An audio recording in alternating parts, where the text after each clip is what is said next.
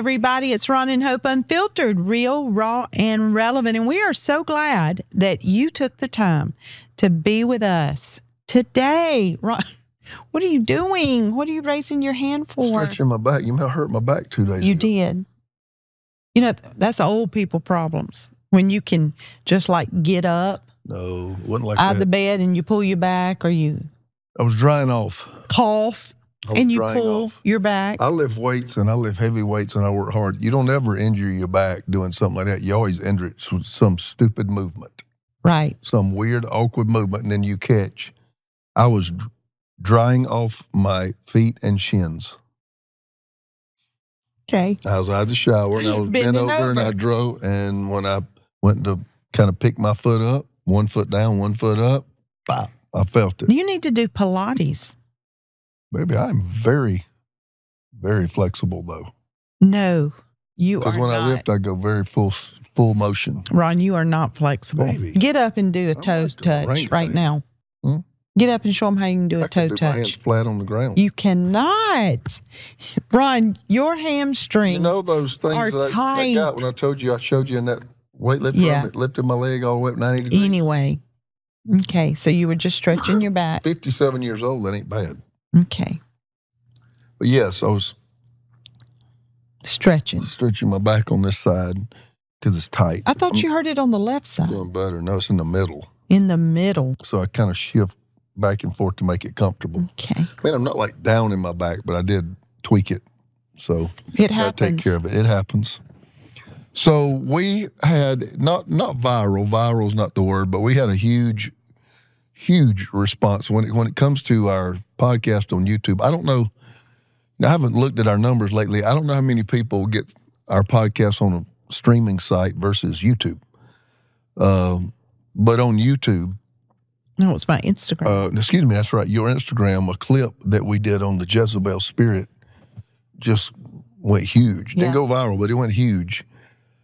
And a lot of feedback when I did that on that Sunday, and when I did that at XP, it was powerful. It flipped the whole thing on its head. That was powerful, Ron. I'm not kidding, guys. Now Redemption has lots of intense services. So when I say flipped it on its head, I mean even another level or two. But at XP, God told me about 2 days before. He said, "I just want you to chunk this message." And I'd already prepared this whole message on. It's called Third Dimension Worship. Right. And I worked hours on this thing and had it ready and prepared. And God, all these pastors started calling in, telling me these battles that had broke out. And the Lord just revealed to me there's been an unleashing of a Jezebel spirit against leadership, and that I need to go after it. And so I went in that morning, LXP, and 10 minutes into the service, we went after it and hoped that place, what God did in that place was amazing. And out of all the preaching and all the word and revelation that went forth that day, people pointed back to that deliverance where something broke off them. I want to tell you, somebody you always get these trolls on Facebook and Instagram, and somebody said, "Stop preaching this heresy." They said, "There ain't no Jezebel spirit." They said, "If that's the truth, then there's a Paul. You going to preach on a Paul spirit and a Timothy spirit and a..." I mean, they just went on like that. Like, why are you just picking Jezebel out of here and saying it's a spirit? Then you're going to say Paul's got a spirit and Timothy's got a spirit. When you see something that operates in the same way Jezebel did, we name it that. Well, it was what she was carrying. It's not that her name, it's it ain't got nothing to do with the name. It is what Jezebel herself was operating in. What she operated in. And when you see that coming against you, we give it that identity. Right. And it's not for the spirit, it's for us. And because every name that is named, Jesus has a name above it. So when every spirit has a fruit. And so what we're really talking about is the fruit of that spirit that Jezebel was carrying. Somebody always wants to debate. They do. And so anyway, so here's this was Hope's idea. Hope's idea is her just ask me some questions and me just talk about this, because let me tell you something. We're living in this generation, like I said, where the doctors are passing out, anti-anxiety medicine like Skittles, like candy, at unprecedented levels. I went through a time, after COVID especially, where I looked at all the young preachers and I'm like, is there a topic that exists other than depression and anxiety? I mean, that's all it was. Like every preacher in America was preaching on depression and anxiety. I'm like, what in the world? Well, I think it's risen. Depression and anxiety has risen due to the computer age, the Instagram age, the influencer age. Everybody's in this spirit of comparison. And it's depressing when you look at somebody. Like yours. Yeah, my life's not like yours. But their life ain't like that either. No, it isn't. Yeah, and so hope let's go deeper on that. We saw what happened at the conference. We see the testimonies. We saw that out of all the clips we put out of our podcast, that one. Pew. Yeah. So I'm like, you don't have to be a brain scientist to know, okay, we're on to something here, something that people are obviously dealing with. So I would like to talk about it at greater length and just take these next 25 or 30 minutes in doing so to help some people. Now, I do want to recognize, I don't want to be so earthly I'm no spiritual good, and I don't want to be so spiritual I'm no earthly good. This is a whole nother message, but I believe we're supposed to dominate in both realms. Yeah. I'm supposed to dominate in my life with self-control, have dominion in the earth. Whatever is my sphere of rule, I'm supposed to rule it. It's not supposed to rule me. But also in the spirit, I've been given authority. And what I've been trying to do is awaken people to the realities of the dark spiritual realm that is against them. Right. Because there's people that are not even aware of anything going on up there, so they fight everything in natural causes. You cannot medicate a demon. You cannot counsel a demon. You cannot therapy a demon. You don't negotiate. Only thing you can do is cast it out. Right. And so, I don't have all the answers to how am I clinically, because some parts of my glands are out of order and shot, and I am clinically depressed. I believe that is real. I do too. Okay. Yes. Been there. I believe a woman can go through a pregnancy or have a hysterectomy, go through a hormone deficiency, and just absolutely emotionally fall off a cliff. I watched it happen. Okay. Now, having said that, there are some times where you got to understand if no natural remedy has remedied it, right, you're not dealing with natural things. You're dealing with spiritual things. Yeah, and there is a spirit of fear. Yeah. There is a Jezebel spirit. There are spirits that have fruit. We wrestle. We're not wrestling things that are carnal, but things that are mighty through God for the pulling down of strongholds, and then we don't wrestle flesh and blood. Right. Wrestle principalities, powers, rulers, spiritual wickedness in heavenly places. Okay? So we are in struggle. We are in wrestling. We are in contention. We win, and we're assured victory. If you know what to fight and how to fight. And so I want to talk about how to know when a Jezebel spirit is at operation against you, and a little bit about what that is about. Excuse me. May I first of all just define it? Yes. The Jezebel spirit operates in illegitimate authority. It tries to rule, control, and dominate, but does not have the authority to do so. That is, again, characterized by Jezebel was running Israel through a weak Ahab. Ahab didn't have a thought in his brain. Ahab didn't have any leadership qualities that I can read of whatsoever. And when you start reading 1 Kings, 15, 16, 17, 18, 19, all in that, you just follow Ahab. Whatever Jezebel wanted, she twisted and turned him any way she had to so that she could institute Baal worship and false gods into the kingdom of Israel. And it was a very wicked time in Israel, but it was all traced back to a woman who instituted worship, instituted laws, governed, killed, castrated, and everything according to her will, but used his title to do it. He had the legitimate authority. She did not. But she was getting her way because she knew how to control him. That is, in essence, the stream of the Jezebel spirit. And the Bible says that in the works of the flesh in Galatians 5, that one of those works is sorcery. And when I read that one of the first times, I was like, I thought sorcery was like demons and spiritual. It is a work in your flesh, in your fallen nature. You can have the desire to control somebody else. And the only time I'm ever exhorted to control is me. The Bible exhorts me, the fruit of the Spirit, the Holy Spirit, is self-control.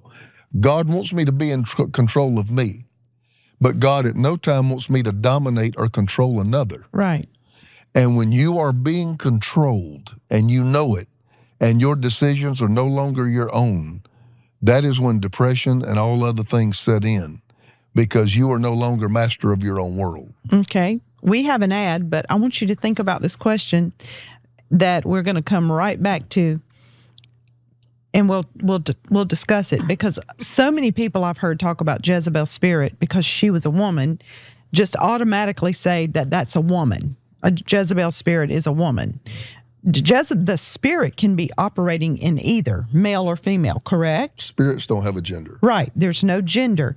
But are women more susceptible to that spirit? We'll come back to that. Green Chef. We love Green Chef so much. And fall, we love fall. Fall is Ron's favorite time of year because he likes to wear his jackets, the crisp air, the cozy sweaters, the warm flavors, makes everything feel so comforting, and it's the perfect time to reset and bring healthy habits back into focus. And with Green Chef, the #1 meal kit for clean eating, you can do just that. Green Chef makes it easy to spend less time in the kitchen and more time enjoying fall. And with their new Heat and Eat meals, enjoy delicious, wholesome meals in just 3 minutes. That's crazy to me. A whole meal in 3 minutes. Perfect for supporting your wellness journey. Green Chef recipes feature fresh, organic, seasonal produce and 100% responsibly sourced proteins to help you feel your best. Green Chef's real clean ingredients help you build lasting, healthy habits without the hassle. Enjoy salads ready in just 5 minutes, protein-filled breakfasts, or nutrient-rich smoothies to fuel your day. Green Chef is ready to nurture your nutritional needs. With 80-plus dietitian-approved weekly meal options, Green Chef makes it easy to find meals that fit in your lifestyle. Pick from Mediterranean, gluten-free, plant-based, protein-heavy, even gut and brain health, and calorie-smart choices too. The recipes change every week. With week-to-week flexibility, you can adjust your meal plan to match your mood and your schedule. Ron and I love the creamy Tuscan chicken with sun-dried tomatoes and spinach. It is so good. It tastes just like something you get from a restaurant. It is packed with flavor. And Green Chef sent everything fresh and pre-portioned. And all he had to do was cook it and enjoy. It's honestly one of the easiest ways to eat clean and still feel like you're treating yourself. So make this fall your healthiest yet with Green Chef. Head to greenchef.com/50 Ron and Hope and use code 50 Ron and Hope and get 50% off your first month. That's 20% off for 2 months with free shipping. That's code 50. That's 50 Ron and Hope at greenchef.com/50 Ron and Hope. Amen. Okay, so although a spirit has no gender, it can go to anybody who's willing to embrace it and operate in it. Do you think women struggle more or more susceptible to this type of spirit? I think that goes back all the way back to Adam and Eve. I think that goes all the way back to our earthly father and mother, okay? Now, Jesus was the second Adam who was a man of the spirit. And hopefully we're in the second one and not the first one. But in our fallen nature, Adam and Eve, our earthly mother and father, you have Eve not rebelling, but Eve was deceived by the serpent. Adam was not deceived at all. It was no trickery. He just said, okay. He just rebelled. Yep. I think in our fallen nature, men are more prone to rebellion. I think women are more prone to deception. I think that means this. Let me define it. Women are more susceptible to be used by something like that and not be aware of it. Yeah, I agree. I think men are just more prone to be hard-headed, stubborn, And I'm not going to submit, and I'm not going to say yes, and I'm not going to serve God. And I think because of that spirit in a male of being just hard, It opens the door. stubborn, it opens the door for a woman to feel like, well, I can't win, and he's not listening, so I got to find another route. I got to find another way. Yes. And even Hollywood, I know, has had a couple of movies. I think one of them was like a B movie. I didn't see them, but I read the trailer stuff. Where they even take on, Jezebel is like the name of a character. I think one time it was actually the name of a movie. And what it was, is always a conniving, deceitful, underhanded, undercurrent woman. So even they have embraced some biblical reference to a Hollywood character. Mm-hmm. So the spirit is very real. And its main target is leadership. So anybody with any type of say-so, it desires to get its will done through somebody that has built authority legitimately. Mm-hmm. I remember times, prophets have to be careful for this. Prophets have to be very careful because with their antennas being so high in the air and God being able to use them, there's also been some time where I know some very good prophetic voices tried to use my place to turn, coerce, make something happen, and I actually had to confront it, and they'd always leave. Mm. Yep. They would always leave because I operate in an apostolic authority, and I had to be very sensitive to when there was a prophetic wave that I needed to flow with, and then when somebody else was getting in some type of other spirit and trying to get something done through me because I had the authority to make it happen. I had people come up and say, God said that this ministry needs to be done. Yeah. And you can feel it. You can. You can feel that thing when it starts. Yeah, when it starts working on you, you can feel it at work. And so I want to just go down the line and say, number one, it's illegitimate authority. Now, to show you how much this is in our fallen nature, a child. Okay? We don't want to think about those little, beautiful little babies. You've said no to a bag of Sour Patch Kids 4 times. And you're walking through Walmart, you're walking through Target, or you're walking through a grocery store, wherever you do what you do, you're walking through it. And then they put them up there at the checkout station. Again. Husband is home at 6 o'clock, it's 5:15. You're trying to get stuff to cook and get home and get cooked, okay? And so the kid waits till he gets in front of people at the line and throws an almighty fit until you reach over, here, I need you to be quiet. Here, just take this. Manipulation to get what they wanted. Okay, that's exactly right. It is in the nature of a human being to do what I have to control you. Mm-hmm. To get what I want. Who's the authority? Mama. Mama's in authority there. But the kid in the nature knew what it had to do, ask you enough times, whine long enough, cause trouble long enough. I know you got tired of spanking kids. So by the time I got home, you're like, I'm spanked out. Right. Take them. So what did they do? They don't sit there saying, I'm being used by the enemy. They're not saying that. Right. It is sorcery within the nature. What does that mean? The desire to use someone else to get them to do what I want them to do. Yeah. And that degenerates into a spirit. It is a fallen nature, but anything you do in the flesh consistently can degenerate into something demonic. It does. And let me say, when we were talking about the women, the men having the rebellion, the women being more prone to this, and I think it is a totally not even thinking that you are being controlled by a spirit or you're getting in the flesh. The woman is feeling like, I'm just trying to get you to do right.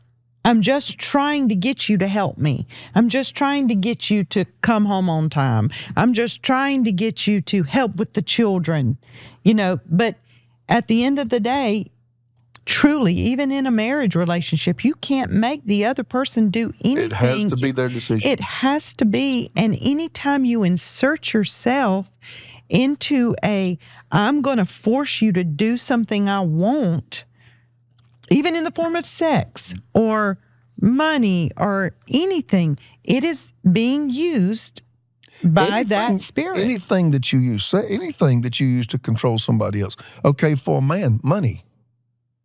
You know, you don't have any.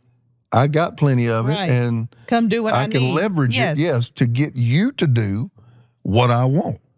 Corruption in systems. I've seen corruption happen right in front of my eyes, where this person said no, and then this company said, "Well, I tell you what, we'll kick you back this if you did it." And all of a sudden, the person was coerced into doing something because somebody else used their leverage, and they didn't want to. All of those things are a part of the fallen nature. And they are sorcery that is within the flesh of trying to control the people. And then immediately that person walks away knowing they've been controlled. Yeah. And there is a feeling that comes with that is akin to and likened to depression. Elijah, Hope, is one of my favorite characters in the Bible. I know Miss Denise Boggs at Living Water said, I am a modern-day Elijah. Right. Maybe I am. He's one of my favorite characters because he just don't care. He's just going to obey God, and if it just, whatever everybody thinks, you know. I think I have some of those characteristics. Maybe some of my battles has rubbed a little bit of it off of me, but most of my time I've been a gunslinger. And Elijah is calling down fire from it. He's mocking them. Where's your God? They're walking around praying, calling on Baal. Nothing happens. He's making fun of them. He calls down fire. All the prophets of Baal are slain. Jezebel hears the news. So let the gods do so to me if he's not like one of them by tomorrow. By tomorrow. Running for his life. He don't want to be running. He is not by nature a runner. Or a hider. He don't run away from anything. Hiding up under a juniper tree. He's already confronted them on several occasions. Yeah. And now he's running, and now he's hiding. And knowing that now he is making decisions not because of him, but somebody else is making them for them, he gets depressed. Most of the time when people feel trapped, when people feel like they can't make their own decisions, okay? When people, it can even happen in a church staff. We've talked about this. When I feel like because of certain circumstances, I can't get to make a decision that in another case I would have easily made. Right. But in this case right here, you start feeling ick and ooh and good. Why? Because all these other considerations going in to trap you to not be able to make a decision you know you're supposed to make. Right. And so there is this foreboding and this cloud that kind of follows you when you know you're being controlled by something, even a substance. When a substance is, you're not meant to be controlled. Right. You're meant to be led by the Spirit of God. Yeah. And where the Spirit of the Lord is, there's liberty. And whenever you're being controlled by anything. So usually people that are dealing with an ongoing, consistent battle with some type of anxiety and depression that for whatever reason has not been remedied, are they masters of their own life, and are they free to make their own decisions? Because when you feel controlled, I remember there were times in your early adult life, because of the way you were raised, you still didn't feel free. No. And it worked on you. Really bad. I mean, you want to share what that felt like? Yeah. I mean, truly, no freedom to make a decision whatsoever. But after you were way out of the house, you still functioned like you were in it. But because that's what authority was to me. And you would say certain things, and it would sound like my daddy. Or it would sound like my mom, or control, or whatever. And so even though you weren't trying to control me, it felt the same. So it just was like a hopelessness for me. See, I remember one time when you were going through all that. I remember one time you were at the beach. I think I had come home early because I had to preach, and you stayed down there a couple of days with the kids and some friends and stuff. And you called me because you and your daddy got in an argument on the phone. You called me and said, I'm scared he's going to come down. I'm scared. I remember the panic in your voice, and I'm sitting there. It's like, grown with kids. You're like 37 years old. I mean, I really didn't understand. I'm like, baby, So what?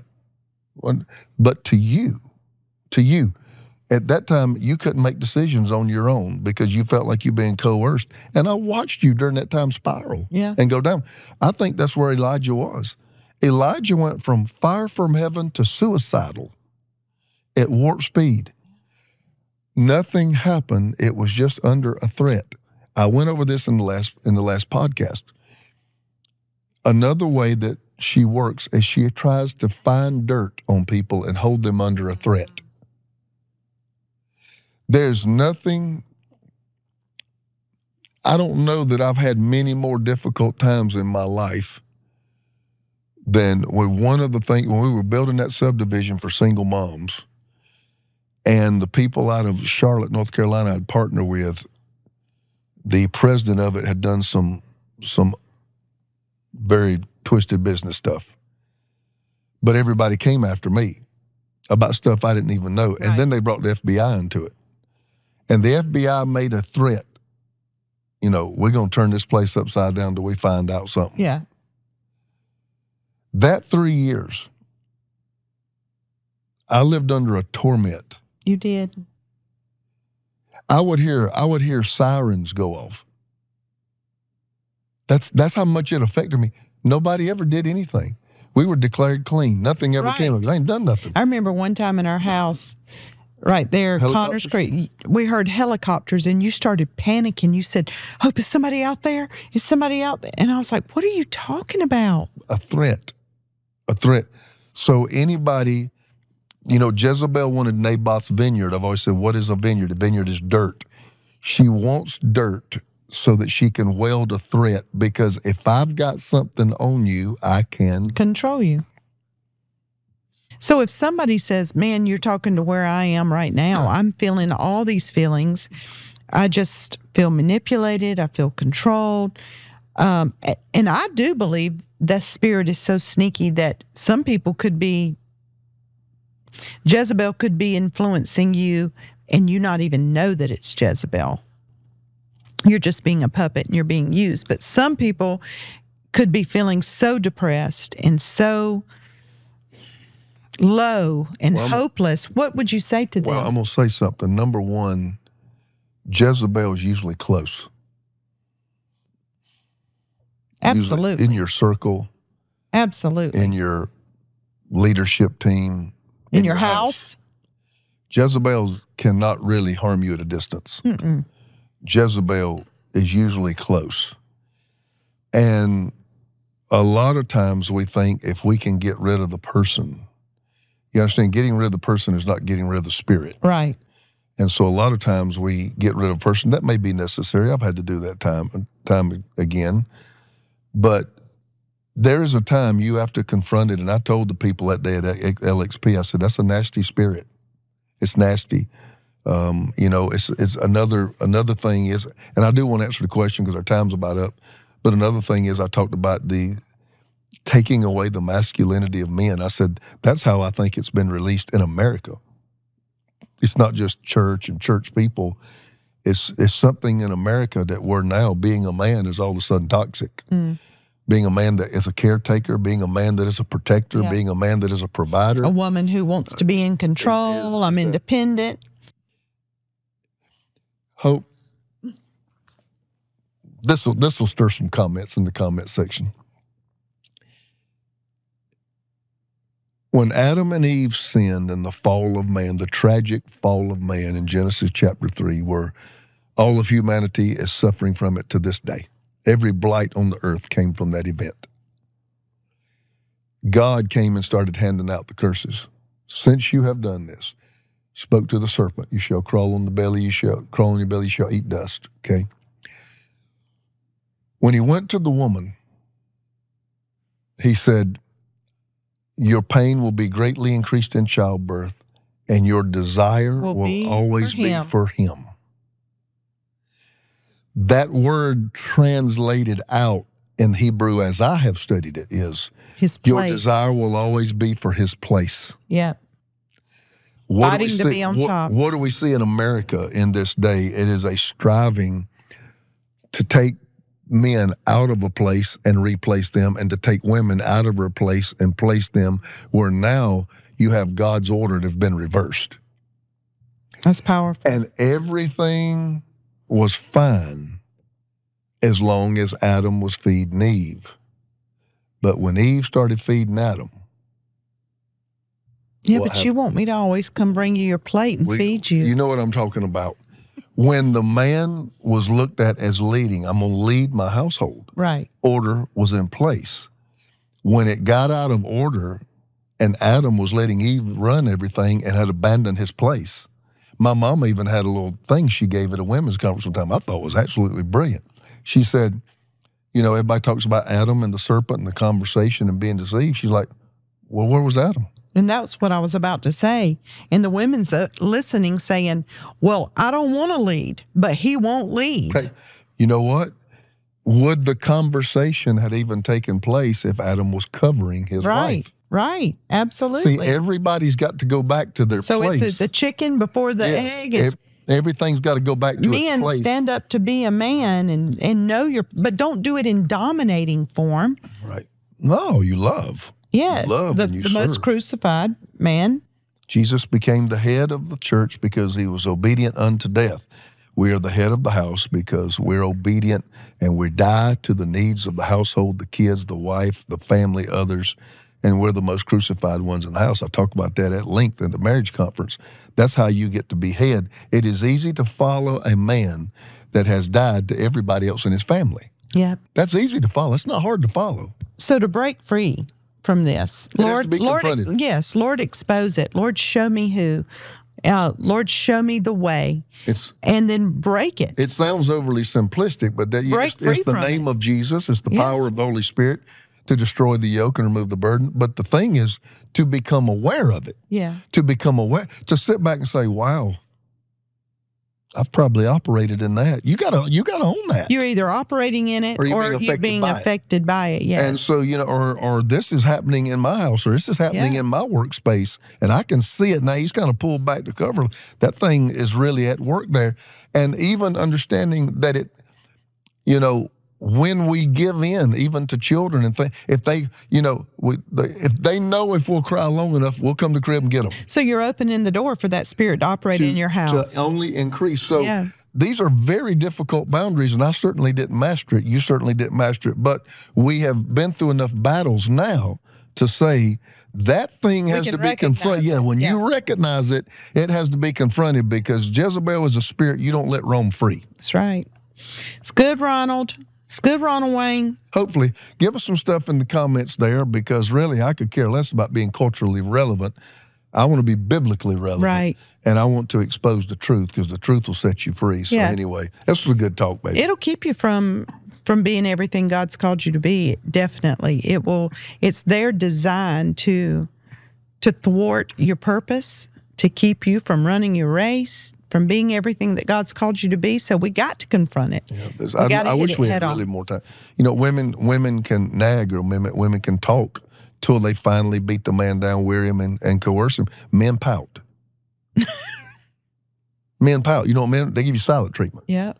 So the man, what am I trying to do? I'm trying to get you to change something. Yep. We all operate in it. Yeah, it's just fleshly. It is. It's not godly. It's fleshly. And it has to be called out as that. Well, y'all, I am about to jump on a plane and head to San Antonio to go view the venue and get all my specs and measurements for Calling All Queens Conference in January. I would love for every one of you under the sound of my voice to be there. You say, well, it's in San Antonio, Texas. Exactly. I did it strategically in the middle of the United States so that I could do an all call for women all over the United States to be there, to set it aside. It's the top of the year. It's January. It's the perfect time for you to start your year off right. January 15th, 16th, 17th, San Antonio, Texas. Go to hopecarpenter.com/events and get registered today. Early bird is over at the end of November, so come on. And right after you got to get registered. We called it off for 1 year to take a breather. But we got our marriage conference. It's on the West Coast this year. Last one's on the East Coast. And it's February. I think it's only about half full, so registration is still, half of it's still open. Get registered for that. It is is life-changing. Yeah, 5th, 6th, and 7th in Monterey, California. So go to roncarpenter.com/events to register for that. Too, or right? My Redemption. Yep. All right, we want to baby. see you there. So until next time, it's Ron and Hope Unfiltered, real, raw, and relevant. See you later.